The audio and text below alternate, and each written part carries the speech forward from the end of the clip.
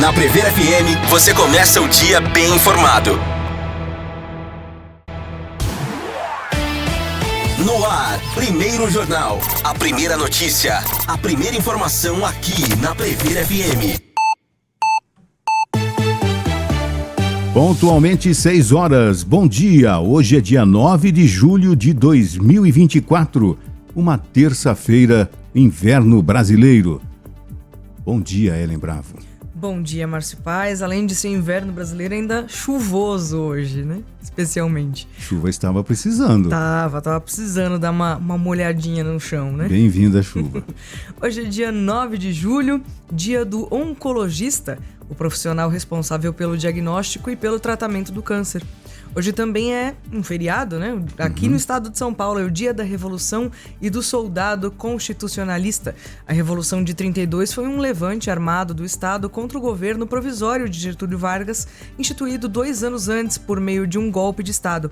E é devido à participação das tropas paulistas, que lideraram o movimento, que 9 de julho se tornou feriado aqui no estado de São Paulo. Nos outros estados não é comemorada a data. É interessante, aliás, que você tenha uma excelente terça-feira. Esqueci desse meu bordão inicial. Acho que é feriado, né? Que você tenha uma excelente terça-feira. Você que está hoje curtindo o feriado estadual, curta bastante, mas curta acompanhando a gente, pelo menos, né? Vamos ficar sozinho aqui, não, né? Por favor, vem ficar bem informado aqui com a gente. Isso, com muita paz, com muita saúde e com muita energia positiva. Mas em 1932, até um cartaz, né, do pessoal dos paulistas, né? Você tem um dever a cumprir, consulte a sua consciência, né, contra as tropas ou contra o governo federal de Getúlio Vargas. E tem um detalhe, em 2004, o então governador, hoje vice-presidente da República, Geraldo Alckmin, promulgou uma lei que acrescentou a sigla MMDC, Martins, Miragaia, Drauzio e Camargo, que nós aprendemos nos bancos escolares, né? Sim. 2004 foi acrescentado mais uma letra A, que é a de Alvarenga, que também lutou durante a Revolução, os jovens que lutaram na Revolução, e que foi baleado, mas morreu antes, né, do fim da Revolução. Então, depois de várias tentativas dos veteranos da Revolução de 32, foi acrescentado, então, MMDCA, em 2004. Legal, né?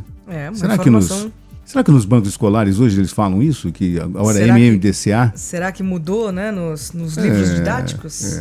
Mas é isso. É uma curiosidade, né? Afinal de contas, hoje é feriado apenas no estado de São Paulo. Exatamente. Vamos às manchetes de hoje, então, do Primeiro Jornal. Governo Lula muda postura e decide atuar para frear PEC das drogas. Programa Acredita. Inscritos no CadÚnico têm novo empréstimo à disposição. Em carta a deputados, Joe Biden recusa pedidos para desistir de concorrer à presidência. Emmanuel Macron nega pedido de renúncia de premier francês. Lula participa de cúpula do Mercosul que visa formalizar a entrada da Bolívia no bloco. E hoje vamos bater bola aqui no estúdio. A partir das 7 horas, o assunto é futebol. A Chica, ex-jogadora de futebol feminino do Botucatu Futebol Clube, quem se lembra, hein?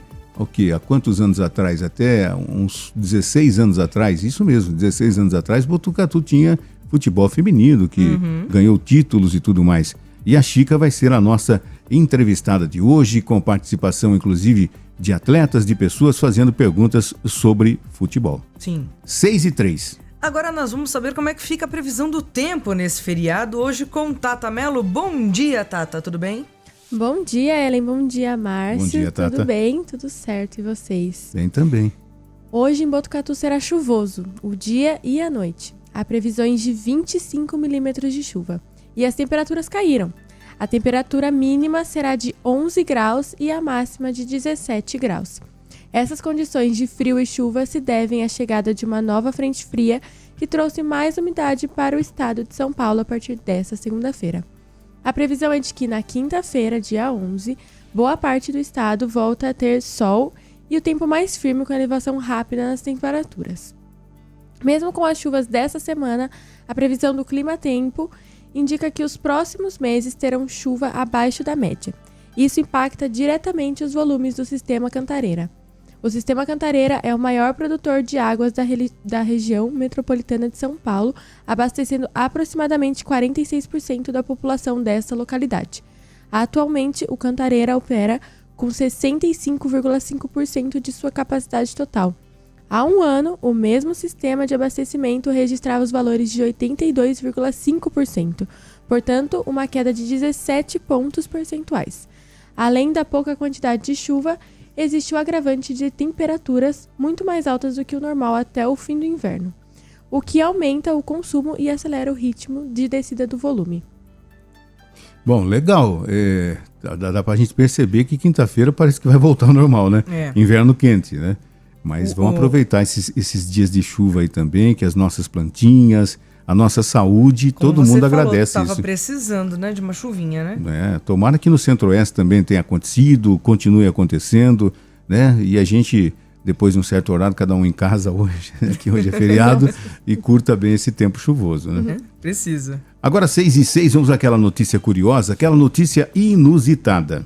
Menina de 7 anos se diverte com o que chamam de presente mais duradouro de todos. No último Natal, a pequena Lily Murray recebeu um presente marcante, que ainda faz sucesso 6 meses depois. Não se trata de uma casa de bonecas ou uma bicicleta nova. Lily ganhou uma etiquetadora. A mãe de Lily acredita que sua cunhada deu presente porque ela estava começando a aprender a escrever e gosta de soletrar várias palavras. Foi um presente perfeito porque ela ama isso. Ela imediatamente disse: "Ok, vou etiquetar essa casa inteira", conta Murray. Ela chamou o presente de o presente mais duradouro de todos, pois Lily ainda o usa frequentemente. Já imaginou? Geladeira, fogão. Vai etiquetando. Meu copo. É isso mesmo. Olha, e não quis boneca, não quis bicicleta, eu quero uma etiquetadora, tia. É bom que já vai aprendendo a escrever, a ler. É bacana isso também. E os pais economizaram também, Não que deve ser mais barato do que a bicicleta, né?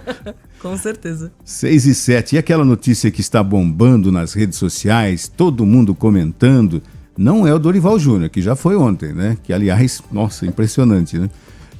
Mas o que será que está bombando na internet com as virais hoje com Tata Mello? Há algum tempo em desenvolvimento, a série Agatha desde sempre voltou a ganhar novidades. E desta vez, a mais recente delas envolve justamente a divulgação do seu teaser trailer pela Marvel Studios e Disney Plus, com o reforço de que sua estreia acontecerá em 18 de setembro. Na história, a infame Agatha Harkness se encontra desanimada e sem poder depois de que um adolescente gótico suspeito a ajudar a se libertar de um feitiço distorcido. Diz a sinopse da série.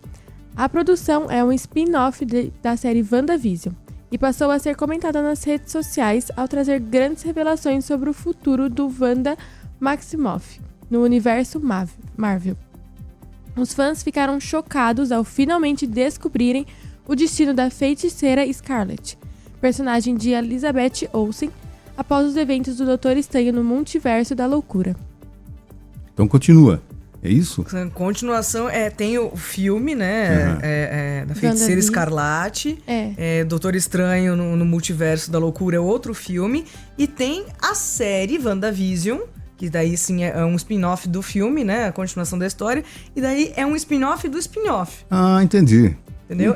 É um pedacinho de um pedacinho. A Marvel gosta de fazer essas coisas. A Marvel gosta de universos paralelos, né? E ela gosta de ligar um filme a outro sem uma lógica. E se faz isso, mesmo sem lógica, e tá fazendo sucesso, ela vai continuar fazendo, claro. Com certeza. Né? Legal. 6h09 agora. Esporte. Vamos agora à participação da Laura Marcelo, trazendo os jogos de ontem. Ontem, segunda-feira, será que nós tivemos jogos? E a programação de hoje também. Bom dia, Laura. Bom dia, Primeiro Jornal. Terçou aqui no Boletim do Futebol da Prever FM.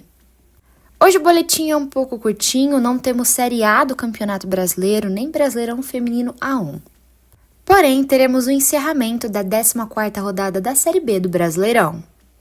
O Avaí perdeu para o Novo Horizontino por 1-0, enquanto Vila Nova fez 2-1 no Amazonas. Nesta terça-feira, o último jogo da 14ª rodada da Série B, Mirassol e CRB, às 9 horas da noite. Na Eurocopa, dia de semifinal, 2 jogos às 4 horas da tarde pelo horário de Brasília, Espanha e França e Holanda e Inglaterra. Já na Copa América, teremos uma semifinal, a gente vai conhecer o primeiro finalista aí do torneio, Argentina e Canadá, às 9 horas da noite, horário de Brasília. Eu fico por aqui, são poucos jogos nessa terça-feira, mas só jogão, tá? Jogo de decisão também. E os palpites de vocês, será que a Argentina realmente vai levar essa história da Copa América? A gente já diz há algum tempo que não existe mais zebra no futebol, será que não? Mas a Argentina deve passar, hoje é contra o Canadá, né? Deve passar e deve ir para a final contra o Uruguai ou contra a Colômbia, né? Mas acho que a Argentina passa, né? Deve ser tranquilo, né? Eu nunca sei o que esperar do futebol, é uma caixinha de surpresas. Aliás, esse bordão é o histórico, né? Futebol é uma caixinha de surpresa, né? Tudo pode acontecer. Depois daquele 7-1, eu não me surpreendo com mais nada. Viu? Melhor não tocar nesse assunto aqui, viu? Hoje é feriado. 6h11, basquete brasileiro volta aos Jogos Olímpicos após 8 anos. A seleção brasileira masculina de basquete assegurou a cota em Paris 2024 ao vencer a Letônia por 94-69 na decisão do Pré-Olímpico 2024 em Riga, na Letônia, no início da tarde do último domingo, dia 7, pelo horário de Brasília. Diante da torcida local que lotou a Arena Riga, o Brasil abriu vantagem no primeiro período e soube administrá-la até o fim. Bruno Caboclo foi o cestinha do lado brasileiro com 21 pontos. Léo Meidin fez 20 pontos, enquanto Jorginho anotou 14. O basquete do Brasil retorna aos Jogos Olímpicos depois que esteve pela última vez no Rio, 2016. Há menos de um ano, a mesma Letônia eliminou o Brasil do Mundial 2023. Ao vencer por uma vantagem de 20 pontos. O Brasil começou muito bem a partida, se impondo em 8-0 com apenas 2 minutos. Aos poucos, a Letônia encontrou o ritmo e diminuiu a diferença. Muito bem nos arremessos de 3, sobretudo com Léo Meldin, os brasileiros abriram impressionantes 23 pontos em 34-11, com o primeiro quarto terminando em cesta de Bruno Caboclo desde a metade defensiva. A Letônia reagiu no segundo período, entretanto pouco eficiente na frente. A vantagem do Brasil caiu, só que a seleção não teve problemas para conseguir fechar o primeiro tempo com vitória parcial de 49-33. O Brasil estava a 20 minutos de Paris, então conseguiu o Brasil, que legal, né? A equipe de basquete masculino vai estar nas Olimpíadas depois de 8 anos, como a gente diz aqui na matéria, desde 2016, quando na Olimpíada do Rio de Janeiro, o Brasil não participava. E participou naquela ocasião por ser país sede, inclusive, né? Agora 6h12. Marcos Braz confirma interesse do Flamengo em Claudinho, meia do Zenit. O meio-campista Claudinho, de 27 anos, voltou a ser cogitado nos bastidores do Flamengo.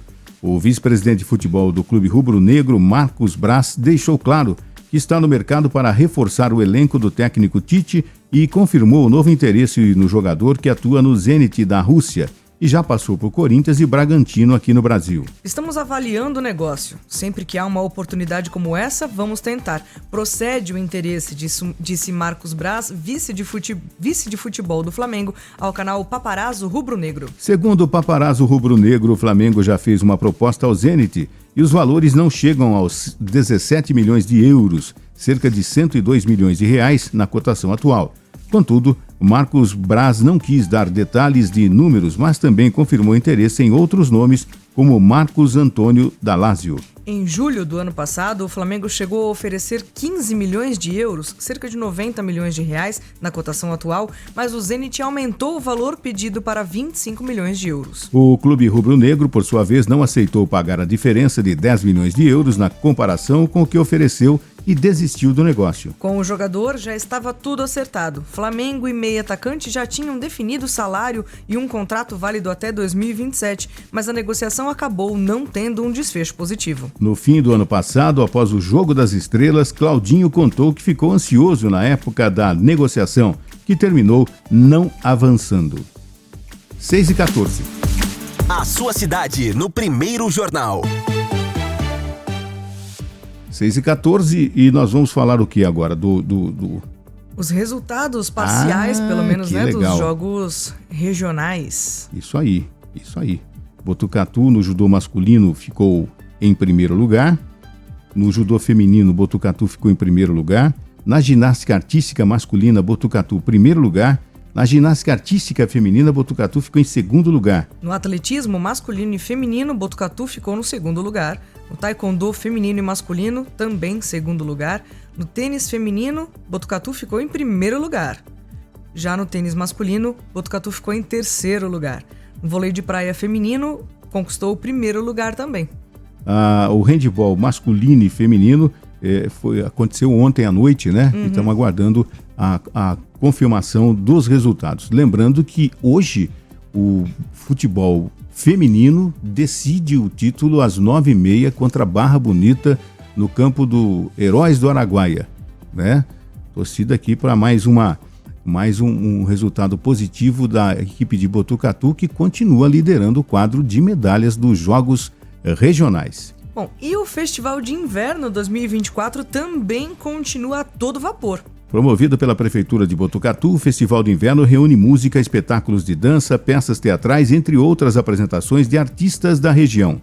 O evento dura o mês de julho inteiro, com programação gratuita e para todas as idades. Confira a programação desta semana. Hoje, dia 9, feriado, os Pratas da Casa apresentam o show com Diego Falcão na Pinacoteca, às 19 horas. Amanhã, quarta-feira, dia 10, no Teatro Municipal, às 20 horas, haverá a apresentação de Ramos Groove. Formada por irmãos, sobrinhos, primos e amigos da família Ramos, o grupo apresenta um repertório variado com músicas brasileiras e internacionais nos estilos soul music, samba, samba rock, samba enredo e blues. Na quinta-feira, no Teatro Municipal, também às 20 horas, Varado de Chuva, A Fome Entre Nós. Este monólogo, encenado por Johnny Faustino, narra a história de Firmino, um homem solitário que vive com sua galinha no sertão assolado pela seca. O solo é um teatro gestual, sem falas, no qual a comunicação verbal ocorre por fonemas, sons e ações materializadas no corpo do ator. Na sexta-feira, dia 12, no Teatro Municipal, às 20 horas, vai rolar a Banda Para Sempre. A Banda Para Sempre é uma banda fundada em 2019 por ex-alunos do Colégio La Salle, onde todos começaram sua jornada musical na banda marcial da escola. Tudo teve início em 2017, quando a banda marcial La Salle reuniu seus veteranos para um desfile. Uma das primeiras músicas ensaiadas foi Amigos para Sempre, que deu origem ao nome da banda. O repertório da banda inclui clássicos do rock, jazz e MPB. Grande abraço ao Bolinha, que é o maestro da banda do La Salle, Luiz Antônio Matheus Vieira, o amigo Bolinha. Então já tem programação para esse final de semana também, para a semana inteira, aliás, para o mês inteiro. Legal. Festival do Inverno movimenta a cidade também, tem todo dia tem atração, você que está de férias, né, dá tempo, os filhos quiserem acompanhar, vão junto no teatro, acompanhem sempre atrações diferenciadas, mas vale a pena acompanhar o Festival do Inverno, né? Prever FM 6 e 18, próxima plenária do mês de julho, ocorre nesta quarta-feira. Nesta quarta-feira, dia 10 de julho, a Câmara Municipal de Botucatu realizará uma sessão ordinária e extraordinária. A plenária terá início às 19 horas e será aberta ao público interessado. Os principais temas dos projetos em votação envolvem saúde no município. Na sessão ordinária será discutido o projeto de lei 87/2024, que autoriza o Executivo a celebrar convênio com a Universidade Estadual Paulista Júlio de Mesquita Filho, visando transferência de recursos para o Núcleo de Atenção aos Transtornos Alimentares, NUATRA, através de emenda parlamentar impositiva. Também será votado o projeto de lei número 88/2024, que autoriza convênio para aquisição de equipamentos ao Centro de Reabilitação dos Distúrbios da Audição e Comunicação, o CERDAC, em parceria com o Hospital das Clínicas da Faculdade de Medicina de Botucatu e a Fundação para o Desenvolvimento Médico Hospitalar, o FAMESP. Em sessão extraordinária, destaca-se o projeto de lei 91/2024, que propõe alterações na Lei Orçamentária Anual de 2024, LOA 2024, para abrir um crédito adicional suplementar de até R$ 2.888.214,37 voltado a atender demandas emergenciais da Secretaria de Saúde. Outros projetos abordam questões relacionadas à cultura, esporte e turismo. 6h19, 7º concurso de fotografia da FCA. A Faculdade de Ciências Agronômicas de Botucatu, com o apoio da Unesp e PROEC, promove o concurso de fotografia com inscrições abertas até 30 de setembro. Haverá premiação aos 3 primeiros classificados em data e local a serem divulgados posteriormente. E as fotografias serão utilizadas nas diversas mídias e na divulgação das ações culturais da FCA Unesp. O e-mail para obter informações é staep.fca@unesp.br e os telefones 3880-7267, 3880-7414 e 3880-7798. 6h20, você está acompanhando o primeiro jornal nesse feriado de 9 de julho, na Prever FM. Bom dia a você que está acompanhando o primeiro jornal. Você que, apesar do feriado, está trabalhando, principalmente os padeiros, né? Afinal de contas, né, com feriado ou não, a gente quer o pãozinho, né? A gente quer pãozinho quente. Legal. Você que, com a chuva, foi para a academia, está malhando. Corajoso. Corajoso, hein? O bom dia a você também. Nós vamos a um rápido intervalo comercial, já voltamos. Lembrando que, depois das 7, o assunto vai ser futebol feminino aqui na Prever FM.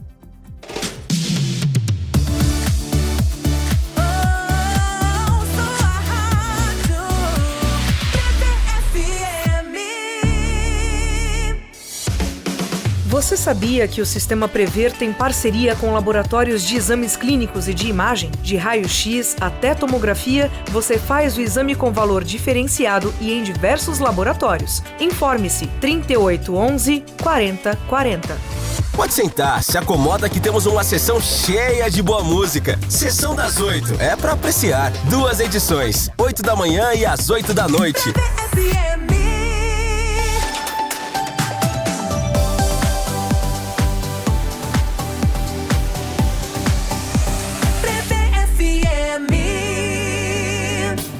Os fatos, os acontecimentos e tudo o que você precisa saber. Primeiro Jornal.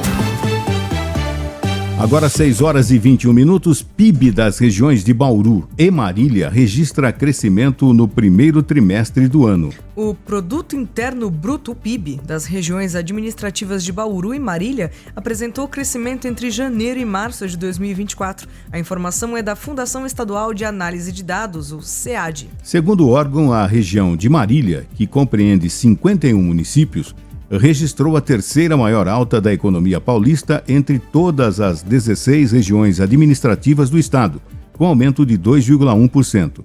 O PIB na região marilhense durante o período foi de 12,4 bilhões de reais. A economia no Centro-Oeste paulista durante os 3 primeiros meses do ano também foi alavancada pela região de Bauru, formada por 39 cidades, o que apresentou crescimento de 1,1% na comparação com o trimestre anterior, movimentando pouco mais de 15,3 bilhões de reais na economia paulista. No acumulado dos 3 primeiros meses de 2024, em comparação com o mesmo período do ano passado, o PIB da região administrativa de Bauru avançou 3,1%. Já Marília, por sua vez, recuou 0,5%. Menos 1%, desculpe.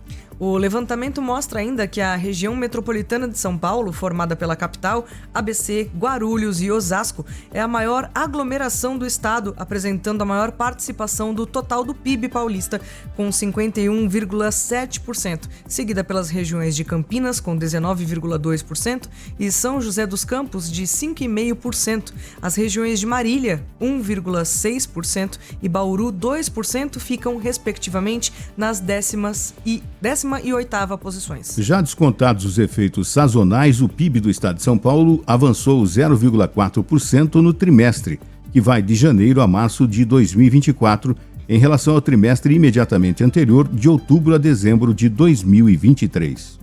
Prever FM 6h24, ao STF, PF diz que venda ilegal de joias foi para o patrimônio de Bolsonaro e que ele tinha conhecimento de leilão. A Polícia Federal, em inquérito enviado ao Supremo Tribunal Federal, disse que o dinheiro das joias sauditas, vendidas ilegalmente por auxiliares de Jair Bolsonaro, entrou para o patrimônio do ex-presidente e que ele tinha conhecimento de leilão para vender os itens. A conclusão da Polícia Federal está no inquérito sobre as joias sauditas dadas de presente pelo governo da Arábia Saudita ao governo brasileiro durante a gestão Bolsonaro. Os conjuntos de joias milionárias deveriam ter ido para o patrimônio do Estado, mas não foi isso que aconteceu.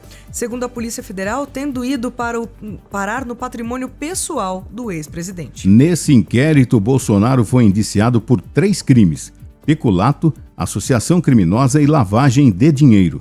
Cabe agora à Procuradoria-Geral da República decidir se há elementos suficientes para oferecer denúncia ao STF. De acordo com o material da Polícia Federal, Bolsonaro recebeu dinheiro das joias. O dinheiro pode ter sido usado, entre outras coisas, para gastos nos Estados Unidos. Bolsonaro determinou que seus auxiliares negociassem as joias. Bolsonaro sabia que haveria um leilão das joias. No relatório ao STF, a PF escreve: Identificou-se ainda que os valores obtidos dessas vendas eram convertidos em dinheiro em espécie e ingressaram no patrimônio pessoal do ex-presidente da República por meio de pessoas interpostas e sem utilizar o sistema bancário formal, com o objetivo de ocultar a origem, localização e propriedade dos valores, afirmou a Polícia Federal. Em seguida, a polícia diz como esse dinheiro pode ter sido usado por Bolsonaro e família nos Estados Unidos. Bolsonaro viajou para os Estados Unidos no fim de dezembro, antes de passar a faixa presidencial para o presidente Lula. Ficou lá por 3 meses, até março de 2023. Tal fato indica a possibilidade de que os proventos obtidos por meio da venda ilícita das joias, desviadas do acervo público brasileiro, que, após os atos de lavagem especificados, retornaram em espécie para o patrimônio do ex-presidente, possam ter sido utilizados para custear as despesas em dólar de Jair Bolsonaro e sua família enquanto permaneceram em solo norte-americano, completou a Polícia Federal. A utilização de dinheiro em espécie para pagamento de despesas cotidianas é uma das formas mais usuais para reintegrar o dinheiro sujo à economia formal, com aparência lícita, completou a Polícia Federal. Enquanto, segundo a Polícia Federal, as ordens para a venda das joias partiram diretamente de Bolsonaro para seus auxiliares.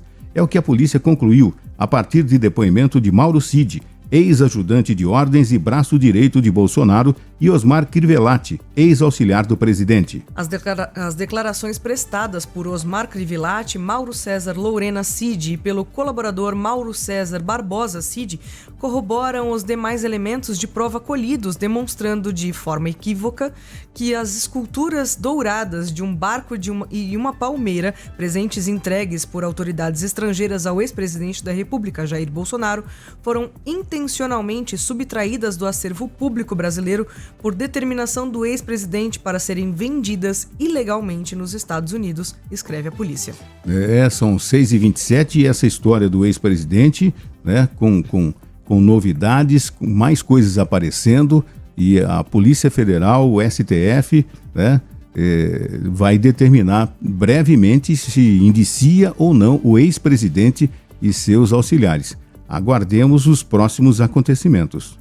Prever FM 6h28, governo Lula muda postura e decide atuar para frear a PEC das drogas. O governo Lula está mobilizando esforços para conter o avanço da PEC das drogas na Câmara dos Deputados, buscando adiar a votação ou modificar o texto que propõe punições para o porte de entorpecentes. Diferentemente do Senado, onde aliados do presidente optaram por não intervir, considerando o Congresso conservador, agora ministérios como o da Justiça e da Saúde estão liderando a tentativa de persuadir os parlamentares a não criminalizar os usuários. O governo argumenta que o enfoque deve ser na saúde pública e não em questões de costume, defendendo punições administrativas ao invés de penais para os usuários. A estratégia visa também destacar que a PEC pode impactar de maneira desproporcional populações negras e periféricas, reforçando o argumento de que a criminalização não reduz o consumo, apenas fortalece o crime organizado. O presidente da Câmara, Arthur Lira, criou uma comissão especial para discutir a proposta após uma decisão do STF favorável à descriminalização, olha, sempre enrosco aqui, né? Do porte de maconha para uso pessoal, evidenciando a sensibilidade e complexidade do tema no contexto legislativo atual. O governo pretende concentrar o debate legislativo em pautas econômicas, mantendo uma abordagem cuidadosa em temas controversos que possam polarizar o Congresso. Apesar de avaliar que pode não vencer todas as batalhas no Congresso, a administração Lula reconhece a necessidade de participar ativamente dos debates para não se distanciar de temas cruciais, como ocorreu anteriormente com o PL anti-aborto por estupro. O presidente Lula expressou que vê com simpatia a distinção entre consumidores e traficantes, embora critique a intervenção do STF nessa seara, enfatizando que tal decisão deveria ser uma prerrogativa do Legislativo e não do Judiciário. É mais um dos assuntos polêmicos que estão envolvendo os nossos legisladores, o Judiciário, enfim. É um assunto polêmico que envolve saúde, envolve polícia, envolve Judiciário, enfim. Todo mundo envolvido. Tomara que chegue-se a um bom senso, né, para o bem de todos, né? E não está errado pensar não só na economia, mas pensar na saúde, pensar na facilitação para o crime organizado que realmente aconteceria. São muitas variantes aí para se considerar. É terrível a gente até opinar numa seara dessa, né? Porque existem muitos contrapontos que devem ser levados também em consideração. Agora 6h30. Programa Acredita, inscritos no CadÚnico, tem novo empréstimo à disposição. Foi lançado pelo governo federal em abril o programa Acredita, que oferece empréstimo com condições diferenciadas a inscritos no CadÚnico que querem empreender, além de outros benefícios voltados aos empreendedores. O programa cria linhas de crédito para públicos variados, dos usuários do Cadastro Único que terão acesso a microcrédito orientado a empresas de pequeno porte. Para os MEIs e microempresas, a iniciativa traz uma linha de crédito especial, com juros diferenciados, o Procred 360.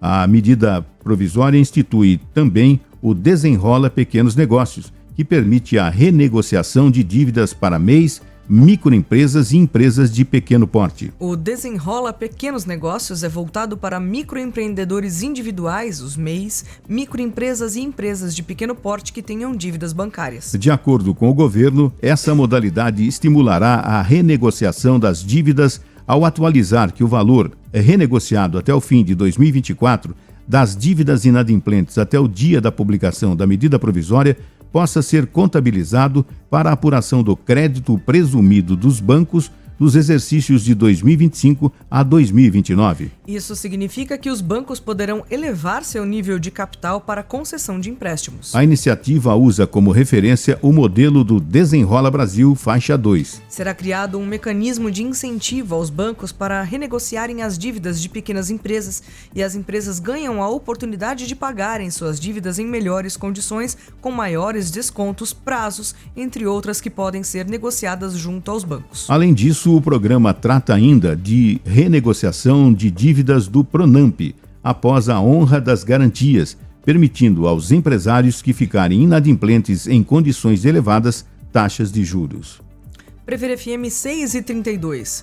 Pix atinge novo recorde de transações diárias com 224,2 milhões na última sexta-feira. O Banco Central informou que nesta segunda-feira, dia 8, registrou 224,2 milhões de transações com Pix na última sexta-feira, o novo recorde diário. Antes, o volume mais alto havia sido contabilizado no dia 7 de junho, com 206,8 milhões de transações. Os números são mais uma demonstração da importância do Pix como infraestrutura digital pública para a promoção da inclusão financeira, da inovação e da concorrência na prestação de serviços de pagamentos no Brasil, diz o Banco Central em nota. O Banco Central e o Conselho Monetário Nacional já haviam anunciado na semana passada novas regras no sistema Open Finance para viabilizar o Pix por aproximação. Segundo o Banco Central, as medidas vão diminuir etapas nos pagamentos online e possibilitar a oferta do Pix em carteiras digitais. A chefe da subunidade do Departamento de Regulação do Sistema Financeiro do Banco Central, Janaína Atiti,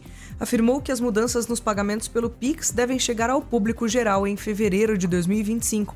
O Banco Central informou que haverá mudanças no Open Finance para viabilizar essa modalidade. Agora 6h34, em carta a deputados, Joe Biden recusa pedidos para desistir de concorrer à presidência. Em uma carta enviada nesta segunda-feira, dia 8, a deputados, o presidente dos Estados Unidos, Joe Biden, recusou novamente o pedido de democratas para que desista de concorrer à reeleição. No documento de 2 páginas, Biden também pediu que os deputados deixem de pressionar por sua desistência. É hora de acabar com isso, disse Biden no documento, de acordo com a agência de notícias Associated Press. Temos 42 dias para a convenção democrata e 119 dias para as eleições gerais, disse Biden na carta, distribuída por sua campanha de reeleição. Qualquer enfraquecimento da determinação ou falta de clareza sobre a tarefa que temos pela frente só ajuda Trump e nos prejudica. É hora de nos unirmos, avançarmos como um partido unificado e derrotar Donald Trump. No documento, ainda de acordo com a Associated Press, o presidente norte-americano disse ainda que os membros do Partido Democrata têm o dever de derrotar o candidato do Partido Republicano, o ex-presidente Donald Trump.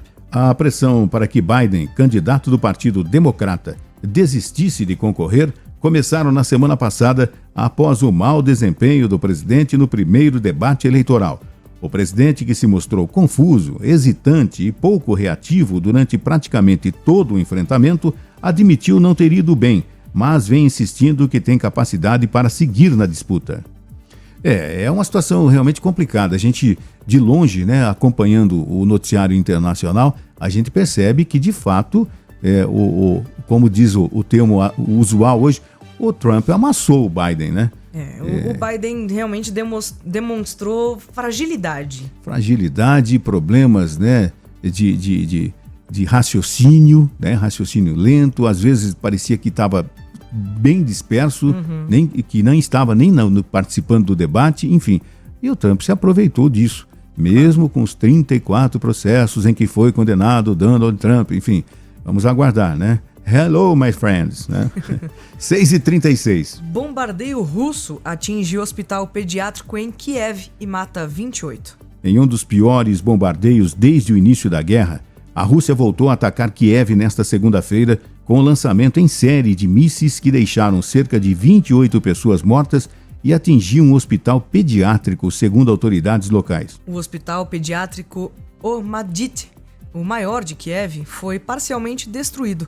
Imagens do local mostraram que uma das fachadas veio totalmente abaixo e autoridades disseram que há crianças entre os mortos. O presidente ucraniano Volodymyr Zelensky afirmou que várias pessoas estavam presas sobre os escombros do hospital. Há pessoas sob os escombros e ainda não sabemos o número exato de vítimas. No momento, todos estão ajudando a retirar os escombros, tanto médicos como pessoas comuns, disse o presidente. O prefeito da capital ucraniana disse que este é um dos piores ataques à cidade desde o início da guerra na Ucrânia há mais de 2 anos. A Rússia disparou mais de 40 mísseis contra Kiev, ainda segundo o prefeito. Outras cidades do centro e do leste do país também foram alvejadas, como Dnipro, Stoviatsky, Kramatorsk e a cidade natal de Zelensky. Os bombardeios também destruíram 3 subestações de energia elétrica da cidade, informou a operadora local DTEK. A Rússia negou ter atingido alvos civis. Nesta manhã de ontem, na verdade, o Ministério da Defesa russo disse ter atacado apenas bases aéreas militares em território ucraniano. 10 das 20 mortes aconteceram na cidade natal de Zelensky, Kryvyi Rih, no centro do país. Segundo o prefeito local, outras 30 pessoas também ficaram feridas. No leste da Ucrânia, na região de Donetsk, onde as forças russas avançaram nas últimas semanas, pelo menos 3 pessoas morreram em Prokhovsk, na verdade, uma cidade antes da guerra tinha quase 60 mil habitantes. O Kremlin não reagiu aos bombardeios, mas normalmente insiste que não ataca instalações civis. Este bombardeio afetou civis, atingiu infraestruturas e o mundo inteiro deveria ver hoje as consequências do terror que só podem ser respondidas com força, disse o chefe do gabinete presidencial da Ucrânia. Zelensky, que nesta semana irá a Washington, nos Estados Unidos, para participar de uma cúpula da OTAN, pediu aos aliados que enviem mais sistemas de defesa antiaérea à Ucrânia país devastado por mais de 2 anos de guerra. A Rússia não pode afirmar que ignora por onde voam os seus mísseis e deve prestar contas por todos os seus crimes, denunciou o presidente ucraniano em outra mensagem nas redes sociais. Às vezes, com tantos acontecimentos, né, envolvendo Hamas, envolvendo Israel, envolvendo a política nacional, envolvendo as eleições nos Estados Unidos, envolvendo o esporte, o pessoal acaba se esquecendo que a guerra continua há mais de 2 anos entre Rússia e Ucrânia, né? Eu vi as imagens ontem desse hospital pediátrico e tinha lá um símbolo com criança, talvez um símbolo de um desenho sorrindo, né? Nesse hospital pediátrico, todo em vestígios, né? de bombardeio, enfim, terrível isso, né? Imagens chocantes, a gente jamais poderia imaginar que na evolução, entre aspas, da humanidade, isso voltasse a acontecer constantemente. E que durasse tanto tempo, né? Constantemente, né? Sempre interesses econômicos, ou é por petróleo, ou é por gás, ou é por isso, ou é por aquilo, né? E a condição humana vai se devastando cada dia mais. Com certeza, tá complicado viver, né? Ultimamente no planeta. Não tenha dúvida. Agora são 6h40, hoje é feriado, viu? Mas se você está acompanhando, se você levantou cedo, se você está fazendo café, tá friozinho, né? Cafezinho nesse horário é legal, né? Cafezinho quente, um chazinho. Eu já tomei antes de sair de casa, viu? Eu tomei um chocolate quente. Olha, que legal, verdade, é gostoso. O bom dia a você, viu, que está acompanhando a gente. Nós estamos ao vivo aqui na Prever FM com o primeiro jornal. E lembrando a você que está acordando agora, fazendo café, tá tudo em silêncio aí na casa, continue em silêncio acompanhando a gente baixinho aí, tá? Em agosto, próximo mês dos pais, a Prever FM tem uma gigantesca promoção, né? É, a promoção Super Tela do Paizão. Então, se você tá precisando, tá pensando já como é que você vai presentear o seu pai esse ano, a Prever FM tá aqui para te ajudar. E o presente, como o Márcio falou, é gigante. É uma Smart Big TV Samsung de 75 polegadas 4K. Então, já pode abrir espaço na sala já que vai virar cinema. E ainda tem um plus, né? Se o pai for associado do sistema Prever, a Prever FM deixa o som mais potente com soundbar Samsung Bluetooth e subwoofer sem fio. Então bora fazer um plano para levar tudo junto se não tem, hein? Acesse o nosso site preverfm.com.br e se inscreva. O resultado vai sair no dia 31 de agosto às 11 da manhã. Tá esperando o quê? Participe que vale a pena. Você tem percebido aqui, né? Os grandes prêmios, as pessoas felizes, elas vêm até aqui os estúdios da Prever FM, mostrar o seu contentamento, a sua felicidade por ganhar prêmio, tá? No dia a dia tem prêmios na programação. Vale a pena você participar, afinal de contas a Prever FM é a rádio para todo mundo. 6h41, já voltamos.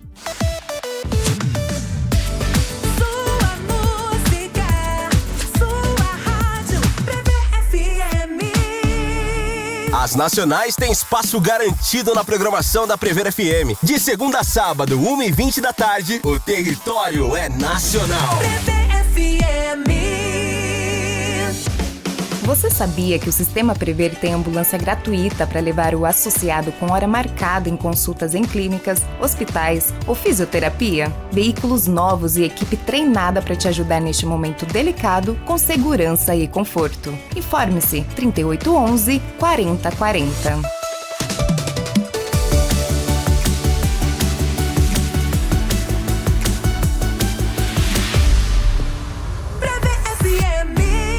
Primeiro Jornal, Prever FM.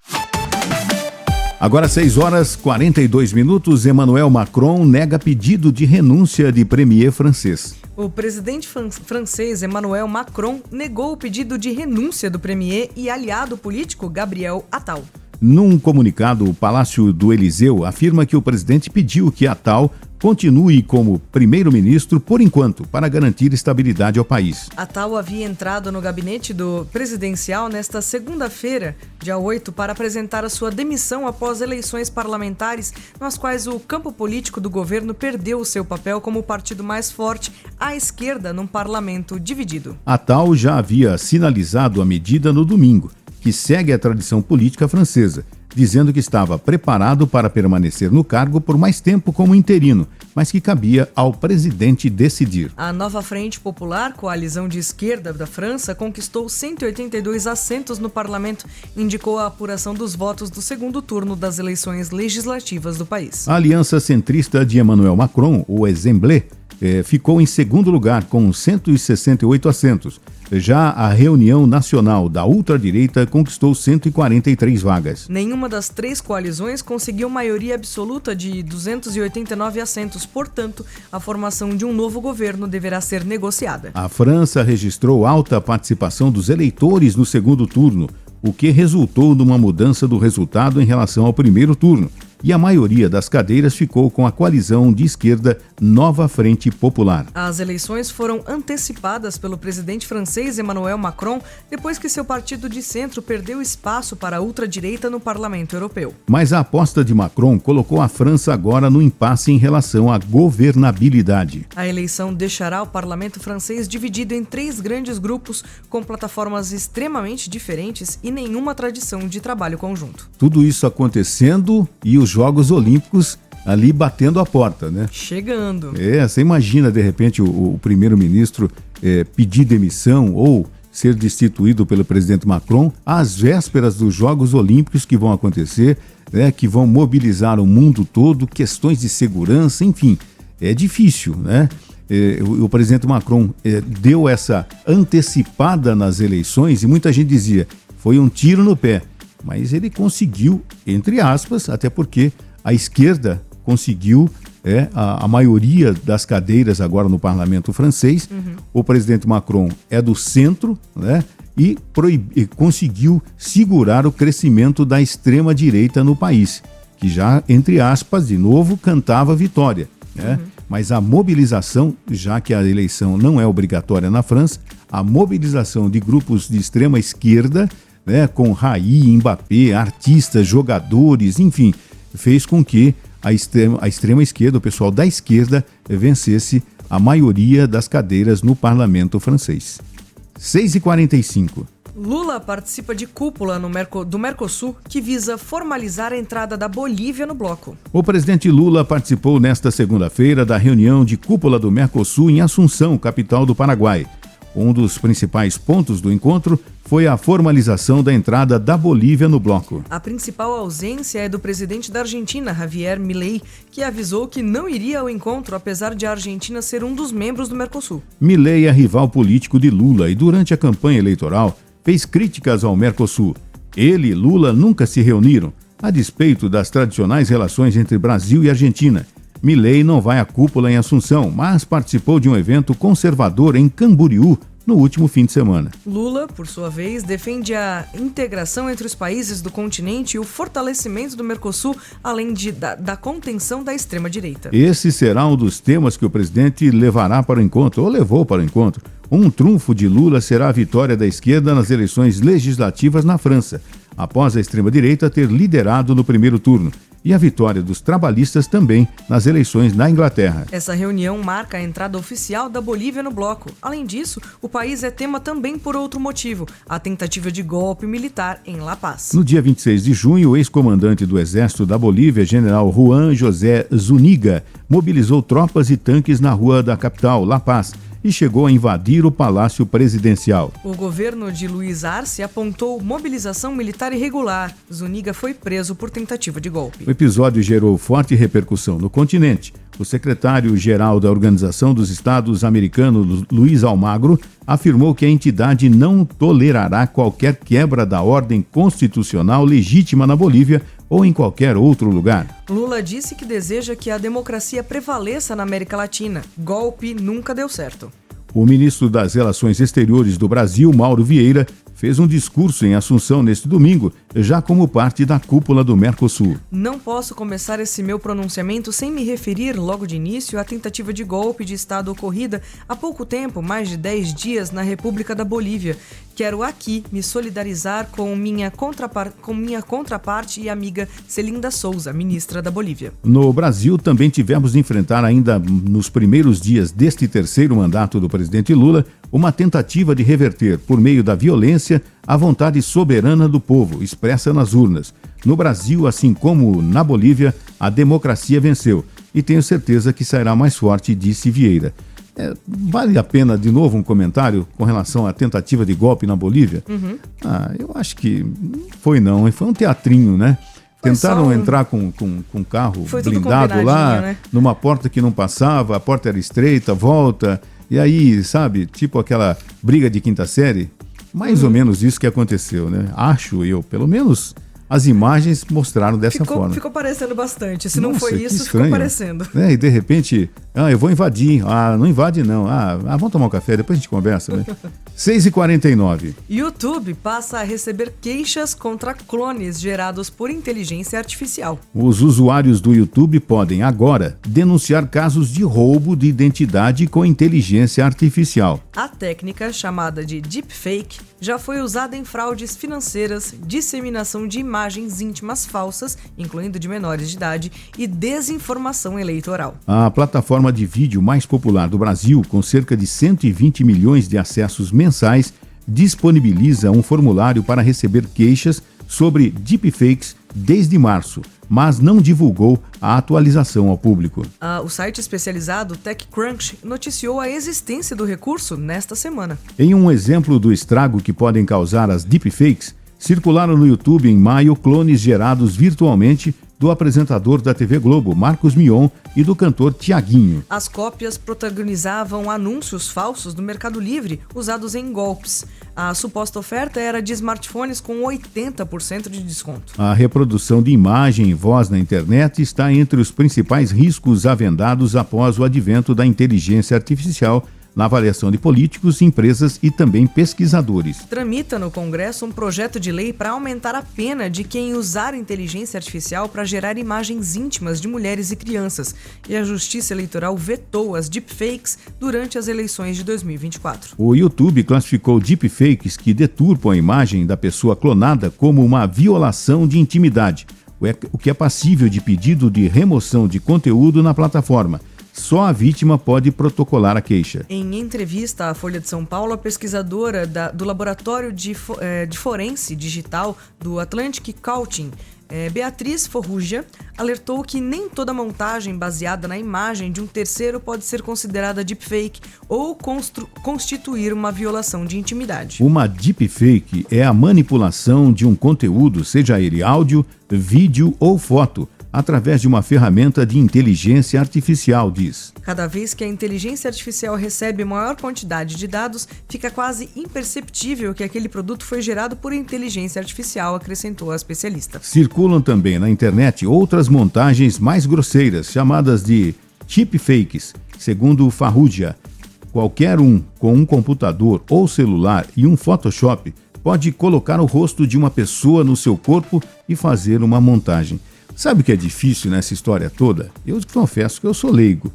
Mas as pessoas caem em montagens, em deepfakes, vamos dizer assim, grosseiras. As chipfakes, né? Gente, que são as mais mal feitas. É impressionante como é fácil enganar o povo. Então tem que ficar atento, né? De repente, se você tem aí o seu pai, a sua mãe, né? As pessoas que não estão acostumadas a manusear o celular, o computador, as redes sociais, fique atento, porque elas são as primeiras vítimas, né? A verdade é a seguinte, às vezes a cópia, né, é muito perfeita. A inteligência artificial às vezes acerta tanto que você duvida se aquilo é real ou não. O interessante é o quê? Você viu uma informação, um vídeo de um artista, de alguém famoso, né, na mídia, que normalmente é usado para esse tipo de coisa. É uma mensagem, uma coisa muito absurda. Aquela história de quanto a esmola é demais, o santo desconfia. Vai apurar, vai verificar primeiro a informação antes de falar, olha, o Marcos Mion falou tal coisa, o Tiaguinho falou tal coisa. Não vai verificar primeiro se essa informação é verdadeira. Quem é? Essa frase é fantástica, né? Quanto mais quando a esmola é grande, demais, o santo desconfia. Né? Os seus avós usavam isso. De desconto, imagina. Mas então, aí que tá o negócio. Tudo que é muito fácil, você tem que desconfiar. Tem. Se você vai até numa loja física e fala, é isso mesmo? pesquise, enfim. Mas nas redes sociais, na internet, no celular, esses grupos de tiozão no WhatsApp, esses são os mais terríveis, que eles propagam a desinformação, né? Aliás, eu acho que grupo de celular é uma tragédia, viu? O WhatsApp, na verdade, ele facilita a disseminação de informação de forma indiscriminada. As pessoas só vão encaminhando sem averiguar a fonte, ver se aquilo é real, só encaminha. De repente eu trabalho com a Ellen aqui todo dia. De repente a Ellen me manda, num domingo à noite, uma informação de que vai haver uma grande liquidação amanhã de microfones, com 90% de desconto. Falo, nossa, por que a Ellen mandaria uma mensagem para mim no domingo à noite para falar de liquidação de microfone? Provavelmente meu celular foi clonado e alguém mandou no meu lugar. Alguma coisa está acontecendo. Dessa forma você... Mas nesses grupos familiares, de repente você fala, o tio Zezinho mandou aqui um vídeo mostrando aqui o Tiaguinho cantando em hebraico, né? Que legal, como ele canta bem. Às vezes a pessoa, justamente por ser um familiar, usa isso pra acreditar, né? Nossa, mas imagina, a tia fulana de tal nunca mandaria uma informação falsa. Às vezes não foi nem ela, ou não foi intencional, às vezes ela também acreditou. Eu acho. Tem que desconfiar. Grupo de WhatsApp, né? Se mantenha no bom dia, como vai, saúde pra todos e até amanhã. Melhor. 6h54. Em primeira visita ao Brasil, Milei ignora Lula e trata Bolsonaro, indiciado pela Polícia Federal, como perseguido.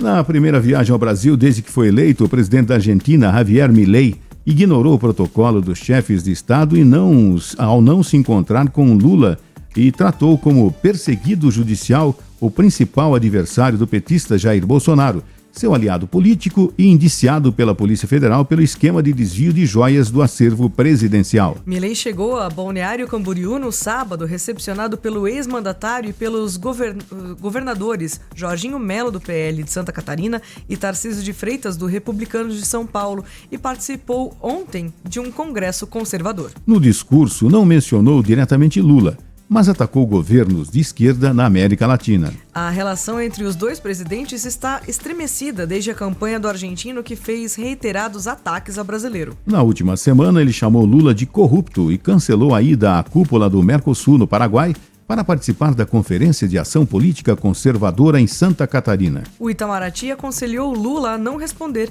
mas observou com atenção os passos do presidente do país vizinho caso uma nova escalada acontecesse. Milei entrou no palco por volta das 17 horas e foi recebido com aplausos e gritos de Lula ladrão, seu lugar é na prisão. Ele agradeceu a recepção de Bolsonaro e disse que se sente em casa e é sempre bom estar entre amigos. Olhem o que aconteceu na Venezuela e na Bolívia em 2019, quando Evo Morales se obstinou com o terceiro mandato inconstitucional.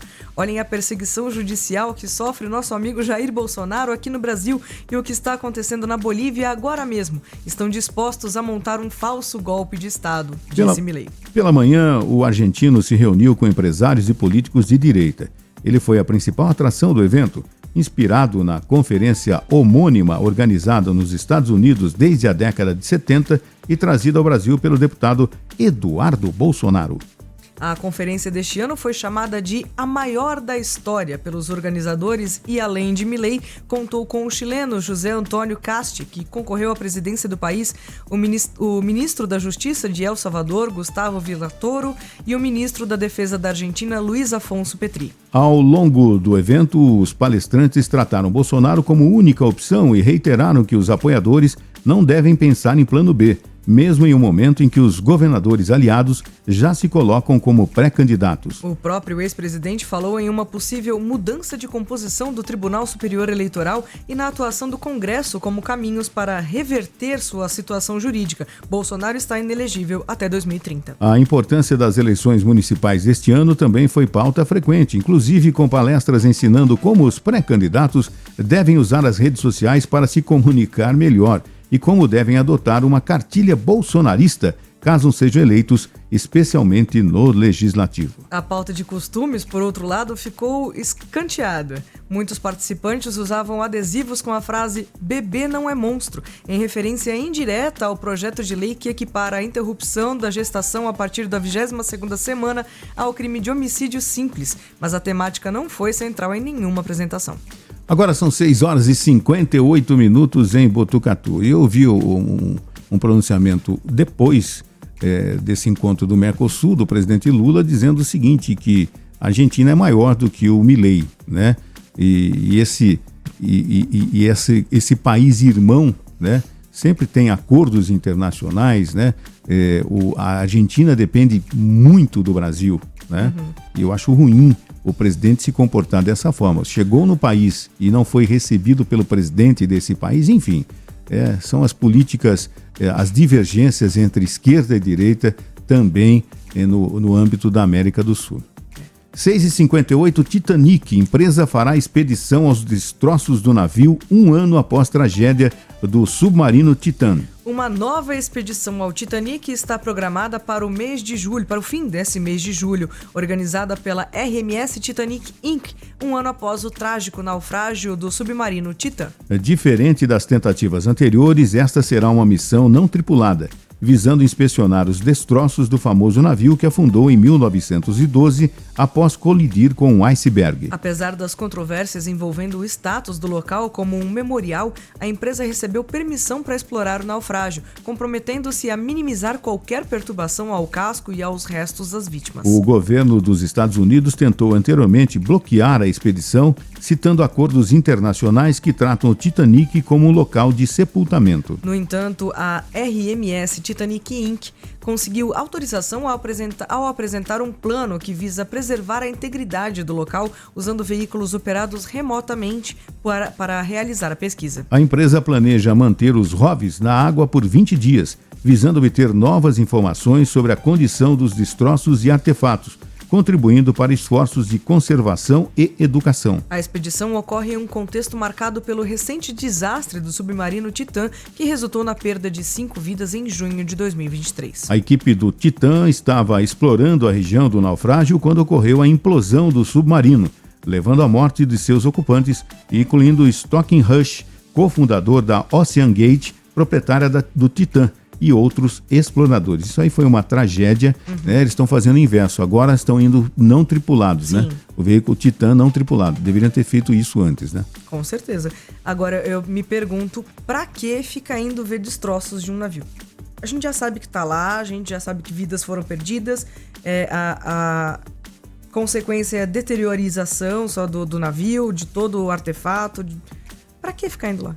E tem gente ainda que acredita, somado a tudo isso que você falou, também uma falta de respeito às centenas de mortos que aconteceram, né?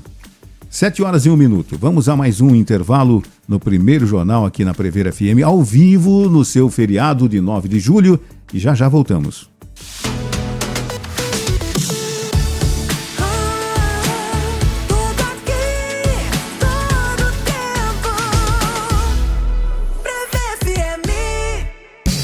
Mil 475 comentários. Mas foi a Adriana Reis que se deu bem nessa. Sou a ganhadora da promoção Alexa em dobro da Prever FM. Que mulher de sorte, hein? Epa, não. Ela teve sorte porque me marcou. Pois é, Giovana, você também foi sortuda, porque garantiu a outra Alexa. Parabéns, meninas. Agora vocês têm uma assistente virtual e pode pedir o que quiser. Alexa, Prever FM. Pra todo mundo.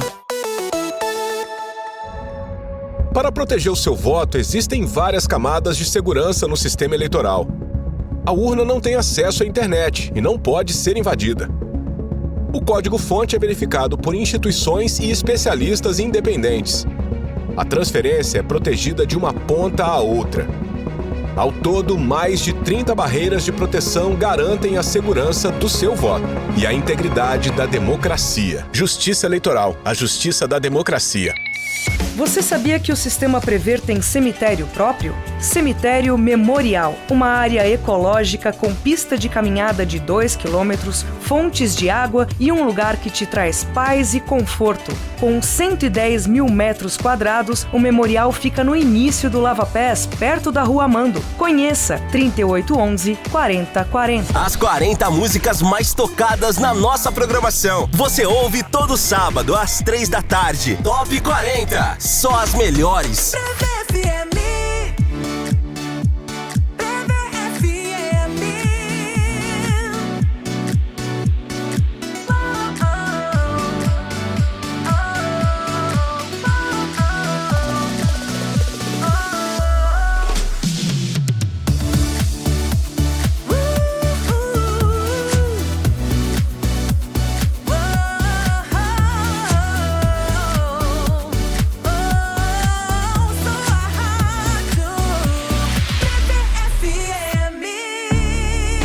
que é real está no Primeiro Jornal. Prever FM.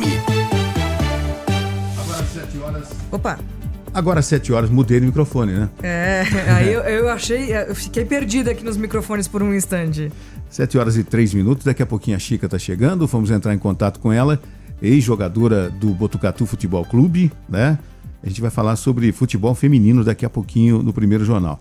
Parece que pegou uma chuva terrível, ela mora em São Manuel, pegou uma chuva terrível na estrada, então daqui a pouquinho ela vai estar aqui batendo um papo falando sobre futebol feminino. Se você, nesse feriado, acordou cedo, está acompanhando a Prever FM, tem alguma dúvida sobre futebol feminino, né?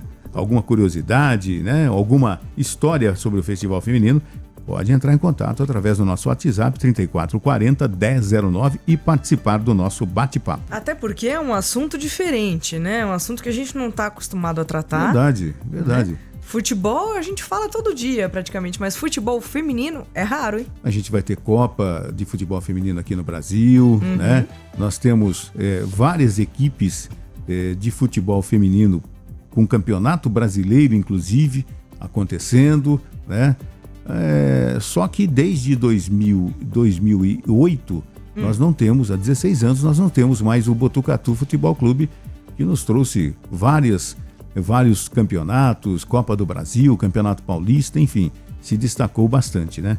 Mas daqui a pouquinho o assunto vai ser esse aqui no Primeiro Jornal.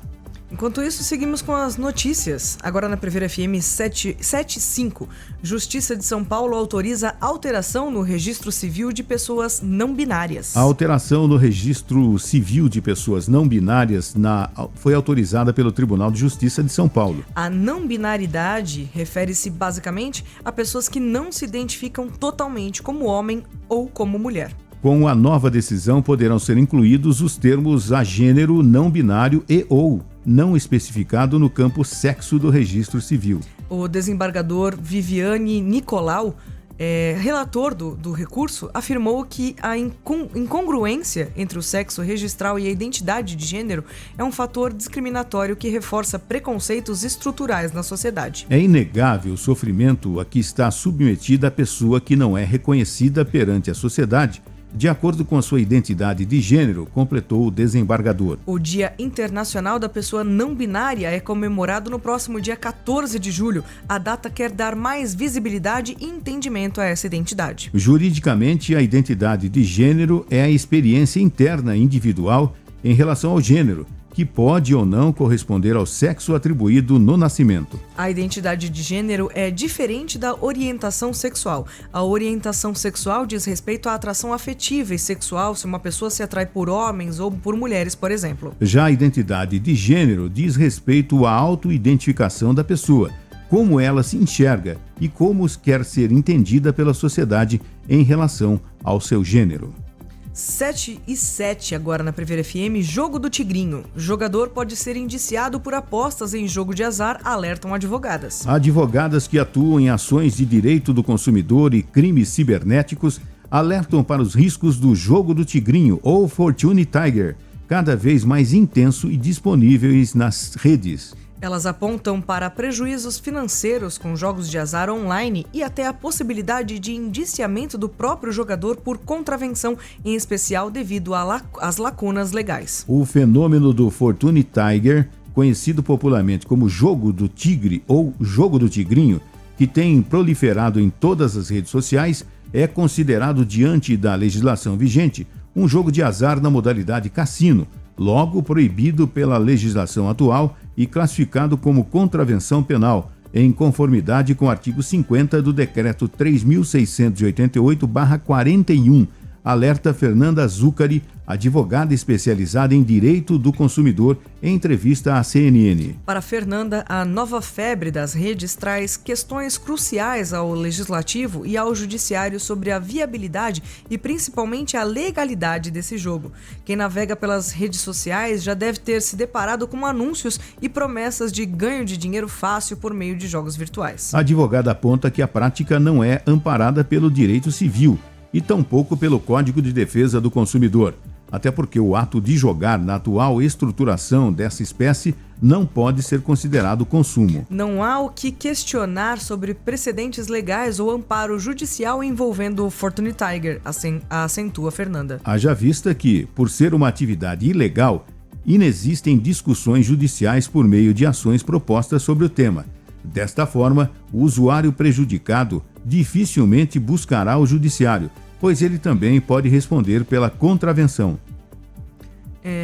Ela observa que cada país possui diferentes abordagens para a regulamentação de jogos de azar, muitas vezes incluindo políticas de conscientização e controle rigoroso, em especial por motivo de tributação e controle, sempre adaptadas às características culturais e também sociais. A análise sobre esses jogos deve levar em conta uma robusta conscientização, mecanismos antifraude e controle e monitoramento das atividades de jogo, bem como acesso irrestrito às autoridades competentes, sugere Fernanda Zuccari. Destaca que, no Brasil atualmente, tramita no Congresso o projeto de lei 2234/22, que visa legalizar atividades de cassinos, bingos e jogo do bicho, o que poderia modificar o cenário legal desses jogos virtuais no país. É complicadíssimo essa situação, até porque existe o fator do vício, né? De pessoas que estão doentes, pessoas que estão perdendo todo o seu patrimônio, inclusive valores impressionantes que você fica sabendo de pessoas que perderam 200, 300, 500 mil reais. Perderam casas, nesse automóveis. jogo, nesse maldito jogo do tigrinho. Então tome bastante cuidado, é uma contravenção, e aquela história na matéria que a gente acabou de citar, né? Ah, eu perdi 200 mil reais, eu vou até a polícia. Vai, esteja preso você também. Isso é uma contravenção que você está participando. É isso, né? As pessoas, elas são prejudicadas pelo jogo, seja ele qual for, né? De qual for, seja um caça-níquel num bar ou um jogo virtual desse, ela não vai até a polícia para reclamar, olha, me roubaram, porque ela pode ser presa também. Não tenha dúvida, contravenção da mesma forma, né? Você ouviu Primeiro Jornal Previr FM.